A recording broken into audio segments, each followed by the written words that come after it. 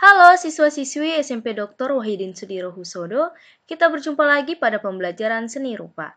Tapi sebelumnya, marilah kita berdoa menurut agama dan kepercayaan kita masing-masing. Berdoa dimulai. Berdoa selesai. Nah, anak-anak, materi kita sebelumnya yaitu mengenai lukisan abstrak. Nah, materi kita hari ini, kita mau mengulang kembali materi seni lukis dan seni patung.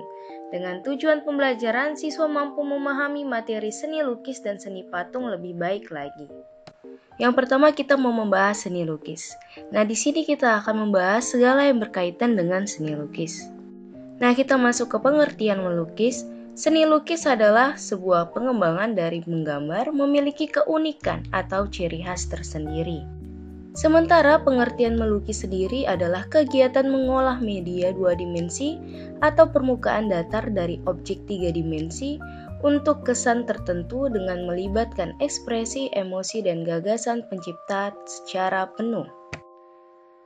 Dan pengertian lukisan adalah suatu pengalaman artistik yang ditumpahkan dalam bidang dua dimensi dengan menggunakan warna dan lukisan. Nah, kemudian kita membahas tujuan berkarya seni lukis. Nah, ada beberapa tujuan yang akan kita bahas, yaitu tujuan religius, tujuan kritik sosial, tujuan ekspresi, dan tujuan komersial. Nah, anak-anak, aliran dan gaya lukisan dapat digolongkan menjadi dua, yaitu representatif dan non-representatif. Representatif sendiri adalah perwujudan gaya seni rupa menggunakan keadaan nyata pada kehidupan masyarakat dan gaya alam benda. Nah, gaya seni rupa yang termasuk dalam representatif ada naturalis, realisme, ada juga romantik, ekspresionisme, impresionisme, dan surrealisme. Dan non-representatif adalah perwujudan aliran seni lukis yang menekankan pada unsur-unsur formal, struktur, unsur rupa, dan prinsip estetik. Nah, kemudian kita mau membahas tema dalam seni lukis. Yang pertama ada tema manusia dengan dirinya sendiri, yang kedua ada manusia dengan manusia lain, yang ketiga ada manusia dengan alam sekitarnya, yang keempat ada manusia dengan alam benda, yang kelima ada manusia dengan aktivitasnya, dan keenam ada manusia dengan hayalan. Sementara alat dan bahan dalam berkarya lukis ada pastel dan krayon, ada cat sebagai pewarna, kuas, pisau palet, dan juga kanvas. Kemudian ada teknik dalam melukis, ada lukisan cat cair atau akuarel, yang kedua mozaik, yang ketiga lukisan kaca, yang keempat lukisan batik. Nah, semua materi kita hari ini bisa kalian baca dalam buku paket halaman 1-21. Selanjutnya kita mau bahas seni patung. Nah, patung yang kita lihat ini merupakan salah satu patung yang terkenal di Sumatera Utara, yaitu patung Sisingamangaraja. Nah, kali ini kita mau bahas dulu apa itu pengertian patung.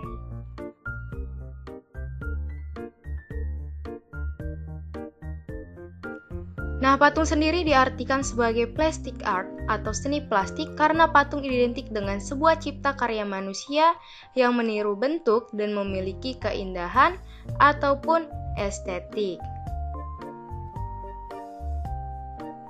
Sementara beberapa pendapat mengenai seni patung ada pendapat dari Maike Susanto, Swenarso Sweroto, menurut Kamus Besar Bahasa Indonesia, dan juga B.S.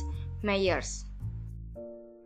Secara umum berdasarkan pembuatannya, seni patung ada 3 macam, yaitu seni patung sebagai fungsi personal, di mana karya patung diciptakan semata-mata untuk kepentingan personal ataupun pribadi sebagai ekspresi perasaan dan ungkapan pribadi, dan termasuk juga tujuan religi atau sarana ibadah. Yang kedua ada patung sebagai fungsi sosial. Di sini patung diciptakan untuk memperingatkan suatu peristiwa yang bersejarah atau mengenang jasa seorang pahlawan besar dalam sebuah bangsa ataupun kelompok.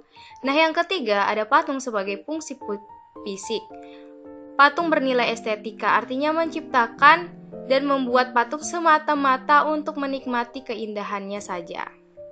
Bentuk dan jenis patung. Yang pertama ada bentuk imitatif. Nah, bentuk ini merupakan tiruan dari bentuk alam seperti manusia, hewan, dan tumbuhan. Yang kedua ada non-figuratif ataupun abstrak. patung ini secara umum sudah meninggalkan bentuk-bentuk alam untuk mewujudkan perwujudannya seperti bersifat abstrak. Bahan dan alat dalam berkarya seni patung ada bahan lunak, bahan sedang, bahan keras, bahan cor atau cetak, dan bahan-bahan lain yang berada di sekitar kita atau benda bekas lainnya. Misalnya bisa kita manfaatkan kertas. Nah, selanjutnya ada teknik berkarya seni patung. Yang pertama ada teknik pahat, mengurangi bahan menggunakan alat pahat. Yang kedua ada teknik butsir, yaitu membentuk benda dengan mengurangi dan menambahkan bahan. Nah, yang ketiga ada teknik cor, yaitu membuat karya seni dengan membuat alat cetakannya. Kemudian dituangkan adonan berupa semen atau gips ke dalam cetakan yang tadi yang sudah dibuat. Nah, yang keempat ada teknik cetak, yaitu membuat karya seni dengan cara membuat cetakan terlebih dahulu. Yang kelima ada teknik assembling ataupun merakit. Nah, untuk semuanya bisa kalian baca dalam buku Paket Seni Budaya halaman 25 sampai 35. Nah, anak-anak, kita sampai ke kesimpulan. Kesimpulan kita hari ini, setiap seni mempunyai alat bahan dan tekniknya sendiri dalam berkarya. Nah, dalam seni lukis selalu identik dengan kuas, cat, dan kanvas, dan mempunyai aliran serta tekniknya sendiri. Sementara seni patung ada identik, yaitu dengan bahan-bahan keras yang bisa dibentuk menjadi suatu karya seni patung. Namun, bisa juga dibentuk dari bahan-bahan lunak, seperti sabun dan plastisin. Proses pembuatan karya patung tergantung pada alat dan bahan yang digunakan. Nah, sekian kesimpulan kita untuk hari ini. Dan tugasnya adalah